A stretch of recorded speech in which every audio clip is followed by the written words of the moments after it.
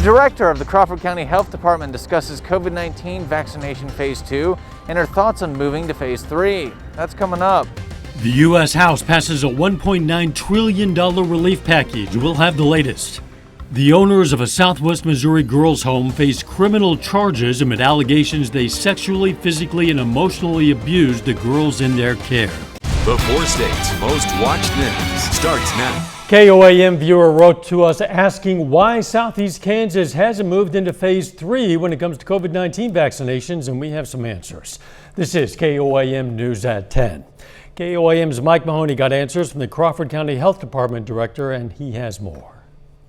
You've got questions about COVID-19 and virus vaccinations, and KOAM is getting answers from the experts. Delphia writes to us, why is Southeast Kansas not vaccinating people at high risk yet? Joplin is way ahead of Pittsburgh when it comes to moving levels. Can you find out why? And yes, we can find out. Kansas is currently in Phase 2 of COVID-19 vaccinations, which includes people over the age of 65 and high-contact critical workers. Phase 3 includes people aged 16 through 65 with severe medical risks, but the Crawford County Health Department can't just change phases on its own. We aren't able to make the decision on our own to move from phase to phase.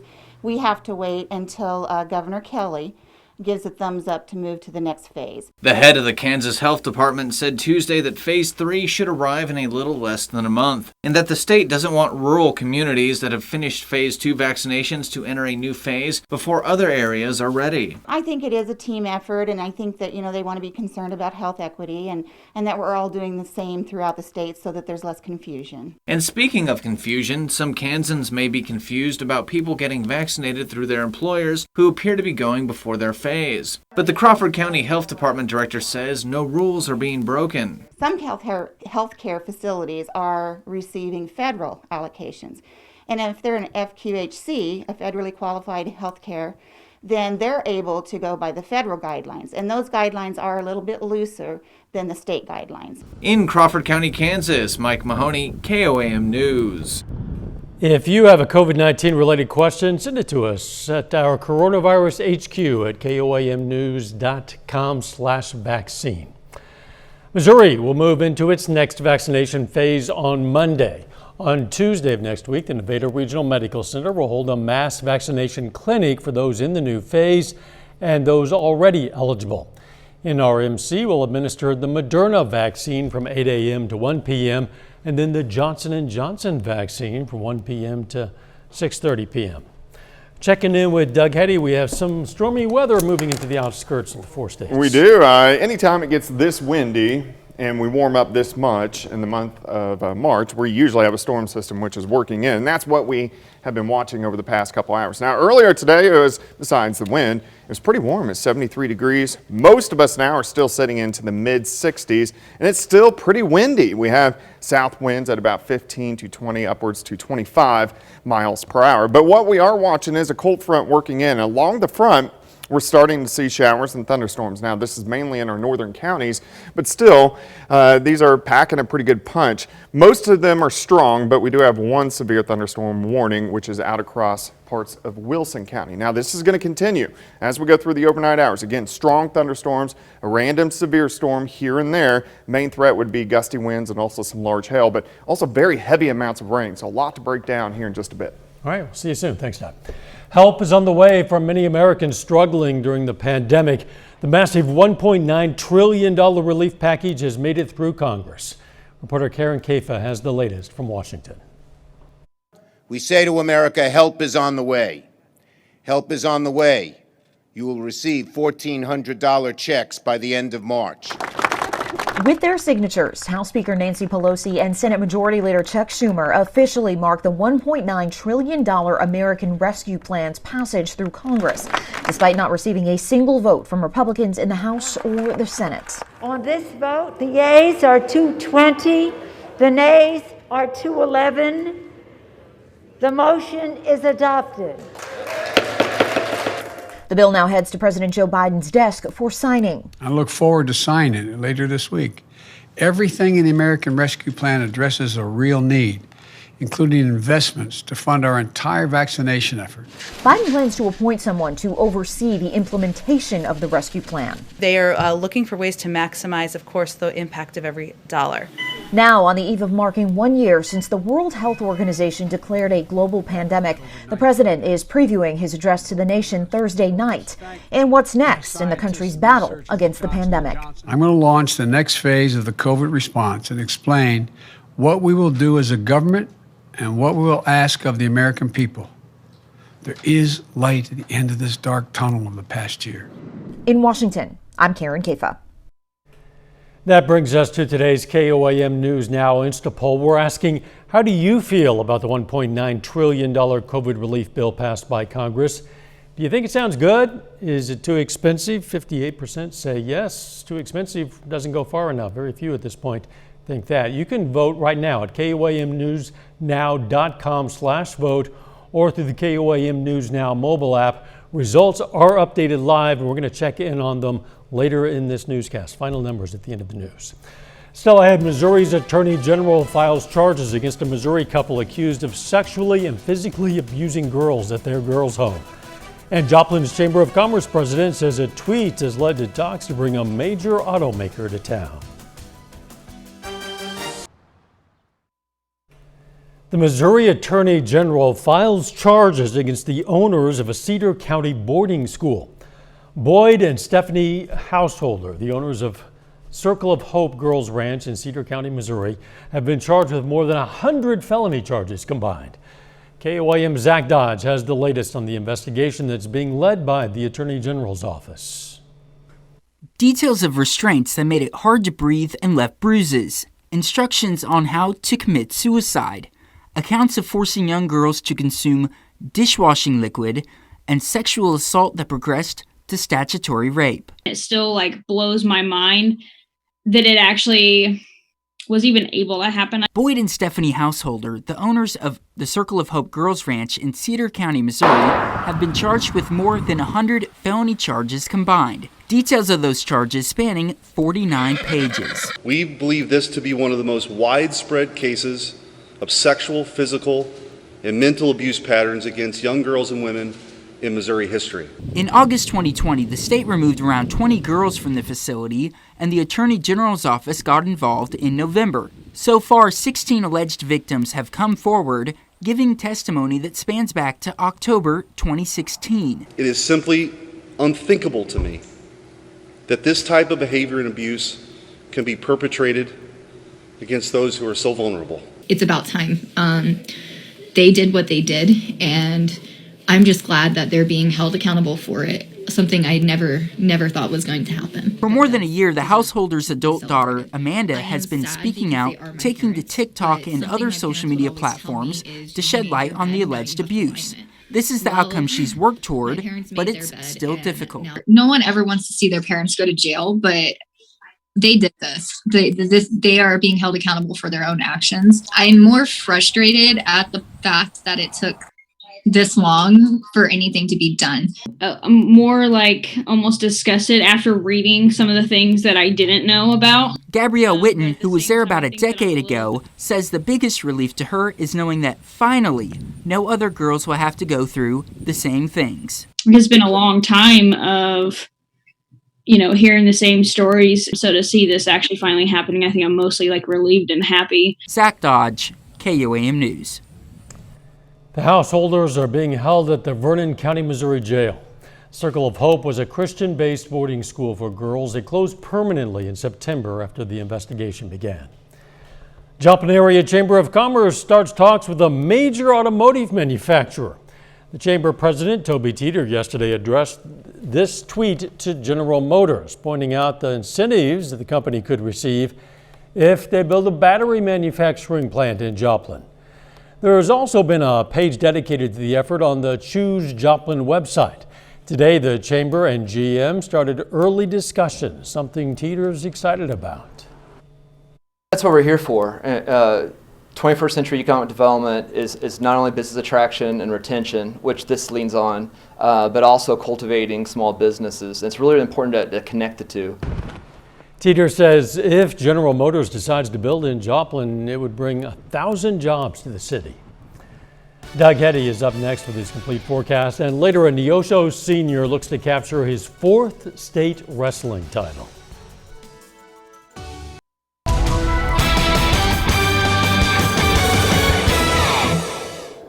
Well, of course, a very warm and windy day for us today. Temperatures soared into lower 70s. We're still mainly sitting into the 60s across the region, and we will start to drop off quite a bit cooler as we head into the daytime hours tomorrow. Also, the winds have been very strong. Strong south winds sustained now in that 15 to 25 mile per hour range, but we're still getting some gusts, which have been up there 30, 35 miles per hour. But here's the cold front.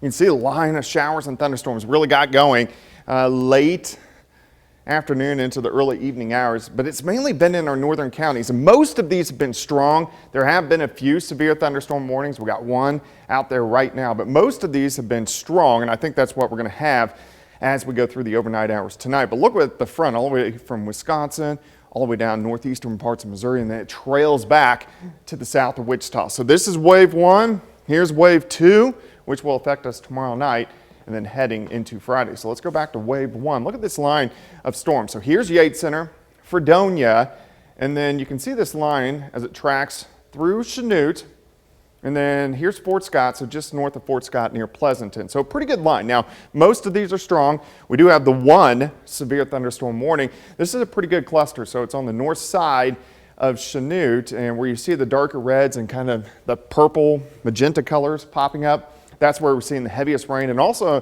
pretty good hail core. Within this storm, we're getting a $half size hail. So this is northern Labette and southern parts of Neosho County. That's where the warning is at, but this will continue to track off toward the east at a pretty good clip at about 45 miles per hour. So it's in line to move in the southern parts of Bourbon County if it can hold together. Then right behind it, you can see how more storms are starting to fire up back across southeastern Kansas. So we're going to continue to see these as we go through the overnight hours for us tonight. In fact, let's go through time. This cluster of storms, here's midnight, so continues to push east, but also drops south a little bit. So here's 3 a.m., showers and thunderstorms now at this time along the I-44 corridor. They continue to blow up all night long. Here's 6:30 in the morning. By morning, most of the storms along and south of I-44, and then it's really just kind of periods of showers through the morning hours. We may get a few thunder showers out there, but I don't expect anything severe tomorrow. But you can see the showers continue. So now we're working into the afternoon, and then we get a little bit of a break late in the day. But temperatures are going to be dropping through the day, start in the 60s, end up in the lower 50s, and thunderstorms will be gone by the afternoon, but the showers will stick around. Tomorrow evening into tomorrow night, showers start to increase again. Look at this big band of thunderstorms. This rolls in late tomorrow night and then into Friday morning. So we'll have bands of showers and thunderstorms. Here's a noon hour on Friday, rain continues.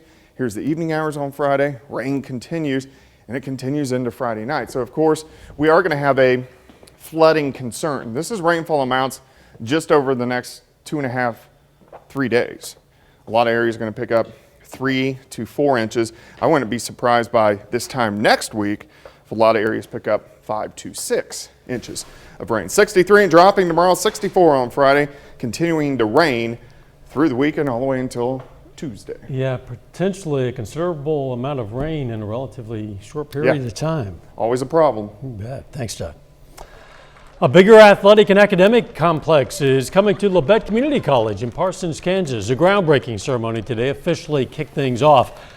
The $5.8 million project renovates and expands the current gymnasium. There will be new spaces for fitness and wellness education. There's just not enough time and space for everything. It doesn't have air conditioning. We're the last community college in the state of Kansas to not be air conditioned. So we're going to get that and we're excited. Improved seating. And then we are going to go, it's going to be more than double in the size because we only have 2 locker rooms. College officials say the finished product will not only add to the college, but to the entire Parsons community.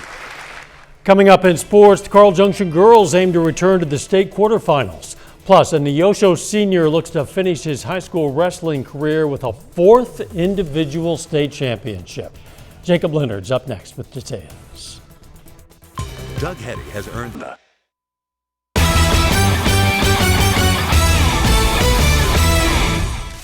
The Carl Junction girls are district champions for the 6th consecutive season. Now tonight, CJ has a chance to return to the state quarterfinals, facing McDonald County in the sectional round of the Class 5 bracket. Now, this is the 3rd meeting of the season between the two teams. The Bulldogs are 2-0 so far against the Mustangs. A big start for Destiny Berge, finishes with the left. She scores 14 in the first half. Other end, Samara Smith off the window for the Mustangs, but CJ owns the first half. Chloe Burke hit 4 threes in the first half, scores 15 tonight. Bulldogs up 33-13 at the break. Now, fourth quarter, Jessa Hilton, nice look to Hannah Lee. Story of the evening though, Destiny Berge needs 25 to get to 1,000 career points. That bucket there does it for Berge. Bulldogs roll to the quarterfinals 58-32.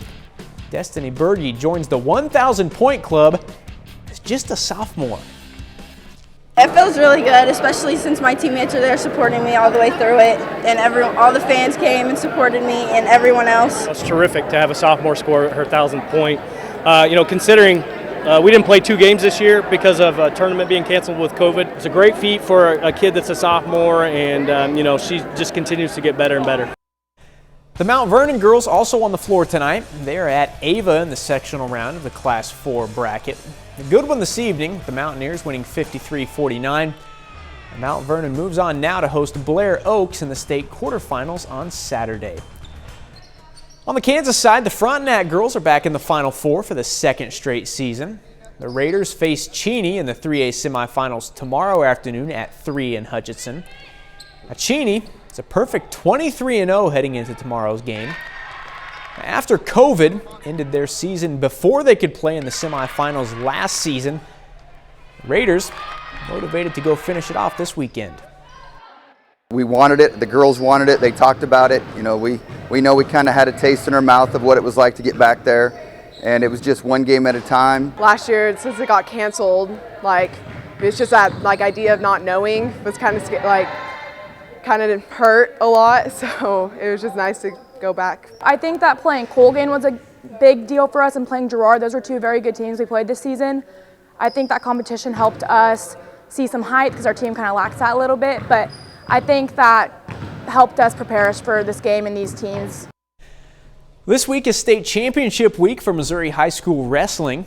The Neosho Wildcats will hit the mat on Friday, aiming to continue their dominance as a team, while senior Caden Auk looks to finish his high school career a perfect 4-for-4. Neosho High School wrestler Caden Auk is familiar with success. Inside tie. This Friday he will compete for his 4th state championship in 4 years. But the senior also knows defeat. My 8th grade year, I didn't finish where I wanted at the state tournament in youth, and I knew I didn't want to feel that feeling of defeat like I did in 8th grade, so I wanted to go and win 4 state titles. So that was kind of my goal coming up from the junior high program. Auk's work ethic has played a big role in his success. Just to see all the time that I've put in here and on the mat every day, it's been fun to see it start to pay off from the freshman level to now. I knew early he was going to be a special young man just because of his work ethic and his determination and desire to be successful. He started late comparative to a couple of teammates, and he very quickly caught up to competing at a high level because of his desire to win and ability to come in the room and just work, and with work comes growth. The wrestling program at Neosho High School has a history of dominance. As a team, they have won 9 state championships in the last 11 years. When we're going out and fighting at tournaments, we're knowing we're doing it for more than ourselves, and it's for the guys around us. It's fun and it's exciting, and that's why we get so many state championships, is because we do it for the guy next to us. It will be a team effort to try and get state championship number 10. In Neosho, Danny Terzer, KOAM Sports. The Class 3 state championships will begin on Friday morning in Independence, Missouri. And that's a look at sports. We're back with more news after this. Save time and take time now to honor a local veteran, Corporal William Snow. The McCune, Kansas native served in the U.S. Army and we are proud to salute Corporal William Snow. He's tonight's four-state hero. Earlier, we told you the U.S. House passed a $1.9 trillion relief package, and in tonight's KOAM News Now Insta poll, we're asking, how do you feel about that bill? 37% say sounds good. The majority still too expensive, and very few say doesn't go far enough. This poll is now closed. Thanks for participating. Perseverance is sending back wind sounds from Mars. Take a listen.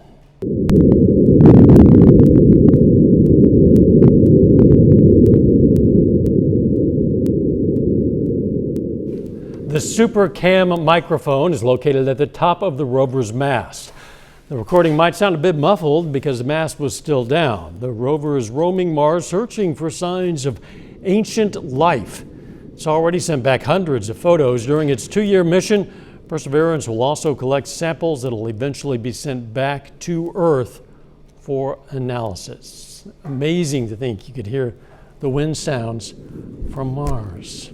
Mars could almost hear the winds from the 4 states because it is really howling. Yeah, it's been extremely windy over the past couple days. Let's see if we can get Max 2 popped up real quickly. And I'll show you these bands of showers and thunderstorms which have been working through. And you can see they're right across southeastern Kansas. Most of these are just strong, but we have had one severe thunderstorm warning. Northern parts of Neosho County and southern parts of Allen County. These are going to continue to work east at about 45. And again, most of these are going to be strong tonight and not too severe, but there are going to be a few random severe thunderstorm warnings. These continue into the morning hours, showers and thunderstorms, and then another wave moves in tomorrow night and Friday. Very wet over the next week. I guess so. Thanks for joining us. We'll see you right back here tomorrow. In the meantime, let's take care of ourselves and each other.